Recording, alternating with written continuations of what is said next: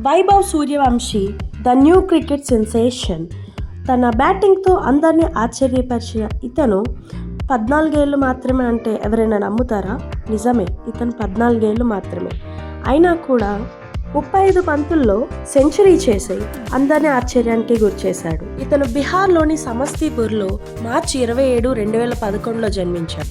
సూర్యవంశీ తండ్రి సంజీవ్ ఒక రైతు. 4 ఏళ్ల వయస్సులోనే వైభవ్ క్రికెట్ బ్యాట్ పట్టడం చూసిన అతని తండ్రి ప్రత్యేకంగా మైదానాన్ని తయారు చేయించారు. ఆ తర్వాత క్రికెట్లో రాణించిన వైభవ్ 10 ఏళ్ళు కూడా నిండకుండానే అండర్-16 జట్టులోకి వచ్చేశారు.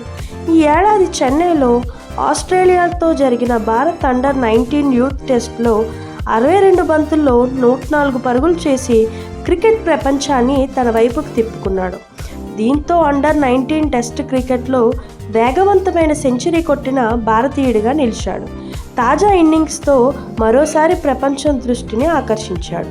నిజానికి వైభవ్ సూర్యవంశీ IPL 2025 మెగా వేలంలోనే చరిత్ర సృష్టించాడు.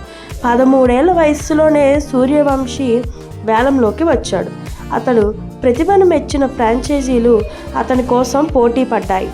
రాజస్థాన్ రాయల్స్ కోచ్ డ్రావిడ్ ఏరికోరి తీసుకున్నారు. 30 లక్షల కనీస ధరతో వేలంలోకి వచ్చిన వైభవ్ను రాజస్థాన్ రాయల్స్ 1,10,00,000కు సొంతం చేసుకుంది. మేనేజ్మెంట్ అంచనాలను అందుకుంటూ అతను సత్తా చాటుతున్నాడు. వైభవ్ సూర్యవంశీ మెరుపు శతకంతో విరుచుకుపడడంతో ఈ మ్యాచ్లో 210 పరుగుల లక్ష్యాన్ని రాజస్థాన్ రాయల్స్ 15.5 ఓవర్లోనే కేవలం 2 వికెట్లు కోల్పోయి ఛేదించింది. వైభవ్ సూర్యవంశీతో పాటు వాళ్ళ తల్లిదండ్రుల పాత్ర ఈ విజయంలో ఎంతో ఉంది.